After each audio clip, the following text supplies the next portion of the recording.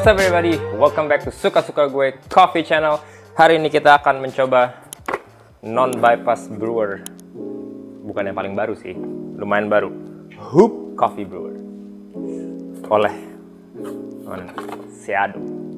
Jadi Seado ini sebenarnya adalah grinder company. Cuman kemarin ngobrol-ngobrol sama salah satu pentolannya, mereka bilang engineer mereka yang kerjanya bikin grinder itu, kalau mau ngetes grindernya, mereka butuh ngeburu kopinya kan untuk secara sensory analysis lah gitu.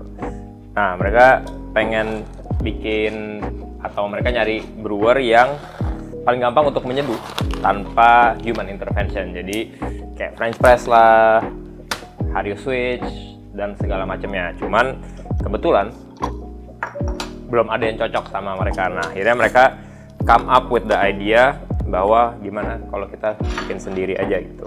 Nah, jadilah terlahir si Hoop Coffee Brewer ini. Ini kita nggak dibayar ya, by the way. Ini Benny yang beli. Apa kita yang beli? Benny kayaknya yang beli.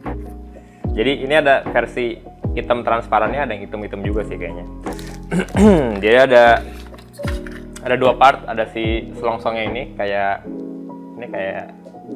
attachment lensanya Jiki. Terus ada si brewer ya. Lalu ada paper filternya dikasih 100 biji. Kalau habis bisa beli di mana? Bisa beli di Otan nggak? Jadi kalau habis di mana? Jadi kalian hanya punya 100 brew. So far belum ada yang beli, belum ada yang jual filternya. Tapi kemarin nanya juga sama yang buat, apakah bisa pakai papernya Aeropress kalau habis? Jawabannya adalah enggak, karena si perforationnya nih beda banget. Jadi yang ini agak lebih bisa turun airnya tanpa menggunakan pressure. Jadi kalau kalian beli ini, kalau habis ya cari sendiri filternya. Belum ada yang jual. Iya, kita coba, belum dicoba sih, tapi in theory kita kemarin mikir mungkin kalau si baris paper dipotong bisa. Jadi ini dimasukin dulu si kertasnya ke bawah sini nih. Lalu kita screw in atasnya. Lalu ini kita rinse.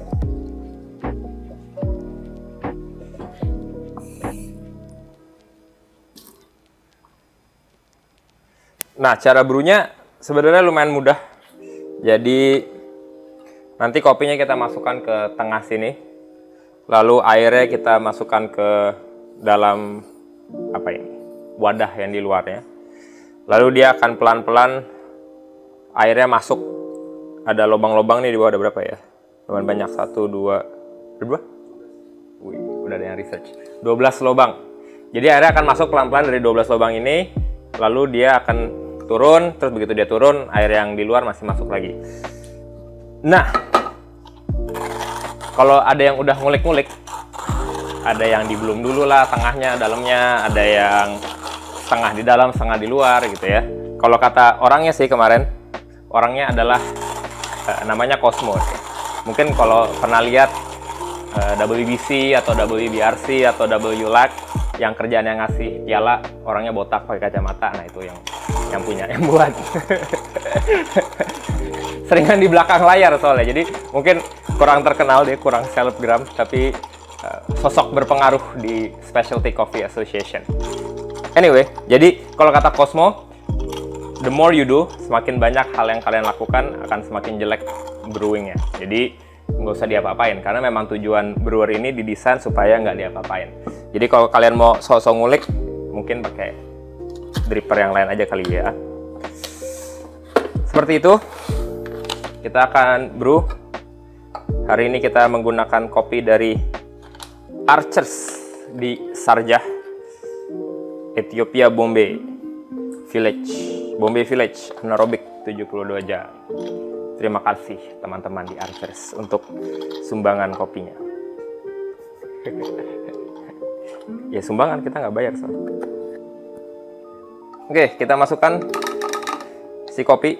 Ini 35 klik di Comandante Barracuda.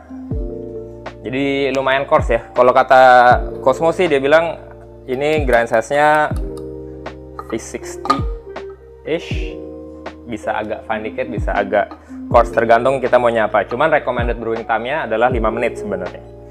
Dan rasionya 1:15 paling recommended, atau 1:16 masih bisa. Jadi grinder ini memang kalau untuk orang ngulik agak kurang menawarkan banyak fleksibilitas, tapi untuk orang males itu sangat baik. Dan juga sebenarnya untuk kalau lagi expo gitu ya, misalnya kalian lagi jaga booth di ICE di Jakarta Coffee Week, bisa pakai ini, masukkan 15 gram kopi, lalu tuang airnya 250, habis itu kalian tinggalin, bisa ngobrol-ngobrol, jualan kopi, jualan kelas, jualan dessert gitu ya. Jadi tujuannya ini emang bukan untuk yang gaya-gayaan gimana, atau yang kayak origami gini kan harus kontrolnya bagus, terus bisa fleksibel gitu, atau switch walaupun dia immersion tapi tetap harus dikontrol, habis itu kapan dibuka, kapan ditutup gitu ya. Kalau ini ya udah ditinggalin aja gitu. Si recommended brewing time adalah 5 menit kalau kata Om Cosmo, tapi kalau waktu itu gue nyoba sih, kayaknya 5 menit agak terlalu intens gitu ya, kan dari Italian jadi mereka kopinya harus intens. Kalau kita orang Indonesia mah 2,5 menit aja kayaknya udah cukup gitu ya. Tapi ya tergantung kopinya lagi. Terus karena ini sebenarnya adalah immersion brew, jadi ya oke aja gitu 5 menit. Kalau dilihat di sini banyak surface area yang kebuka, jadi nggak tahu kelihatan di kamera apa enggak, tapi ini lumayan heboh asapnya gitu ya. Jadi pakai si water temperature-nya bisa tinggi, bisa pakai kettle yang mendidih. Kita sih tadi kebetulan pakai 93 derajat karena dia anaerobik.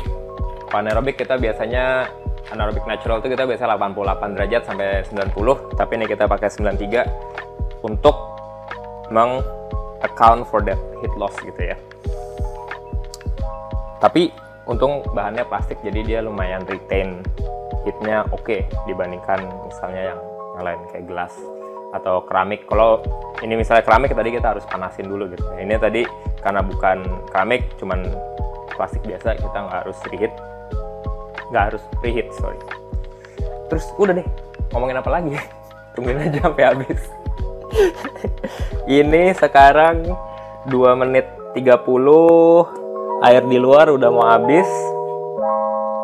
Habis itu masih di dalam masih ada beberapa. Jadi mungkin ini 35 klik akan kira-kira sekitar 4 menit mungkin. Tapi karena dia nggak ada agitation dari pouring apa dari adukan, itu dia secara extraction dia lumayan gentle gitu ya. Kalau misalnya kita tuang terus pakai cone shape dripper gitu kan, kita putar 10 kali, 15 kali, agitationnya banyak. Kalau ini kita cuma tuang di luar, terus airnya masuk pelan-pelan dari luar ke dalam, itu secara agitation dia lumayan gentle. Jadi makanya dia bisa lama brewing time-nya, tapi rasanya masih oke. Begitu. Ya udah, jadi kita tungguin aja nih 2 menit lagi. Hey folks, jadi kita ada misi. Misinya adalah tembus 50.000 subscriber di Suka-Suka Gue Coffee Channel. Nah, untuk ini kita butuh bantuan kalian. Kita mau adain giveaway supaya kalian termotivasi untuk subscribe dan follow segala macam account kita. Giveaway-nya apa?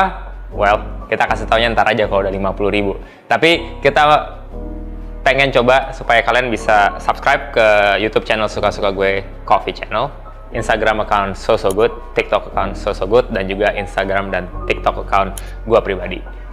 Mohon bantuannya, semoga kita bisa sama-sama terus belajar tentang kopi dan terus membuat konten yang suka-suka. Ciao! Jadi ini udah kelar di 4 menit 10 detik. Tadi ada yang ngingetin kalau kata official statement-nya, ini namanya bukan percolation, bukan immersion, tapi radial infusion. Kenapa radial infusion? Ya gitu, karena dari luar ke dalam. Tapi kan kalau immersion juga dari luar ke dalam. Apa bedanya? Coba itu dari atas ke bawah aja, ini dari bawah ke atas kali ya. Gitulah bahasa engineer.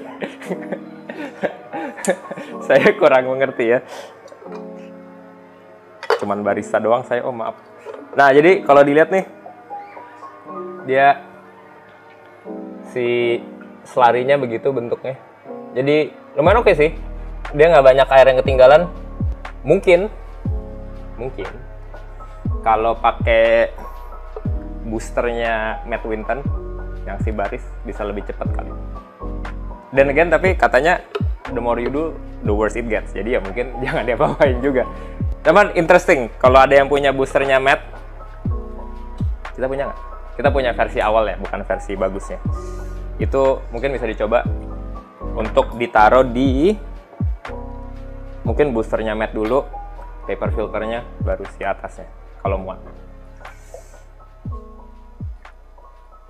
Kita coba.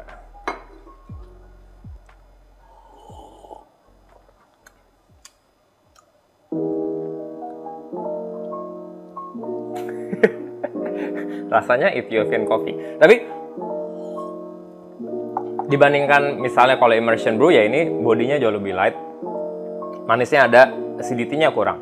Acidity-nya mungkin dibandingin cone shape dripper gitu, biasanya acidity-nya lebih gede di awal, habis itu ada manis, ada pahit gitu ya. Kalau ini acidity di awalnya lumayan mellow, terus manis dan ada pahitnya gitu ya. Jadi secara body dan manis lebih kenceng. Mungkin mirip-mirip teman lama kita ini, Hello Darkness My Old Friend. tapi cara buatnya jauh lebih gampang. Ya, jadi ini tadi kita 15 gram 250 berapa tuh? Hampir 116 ya. Secara body sih lebih tebal dibandingkan kalau bikin 115 di sini gitu ya. Tapi secara acidity agak kurang. Tapi mungkin cocok untuk kopi-kopi yang highly acidic, dipakein si Shadow Hoop ini bisa jadi lebih manis gitu. Seru juga nih kalau dibandingin sama daripada Hero. Mungkin next episode kita buat ampun Hero. Oke. Kalau udah ada yang nyoba, let us know in the comment. Mungkin kalian udah ada yang ngulik-ngulik, di bloom dulu, diaduk-aduk, di agitate, whatever. Let us know in the comment. I'll see you in the next episode.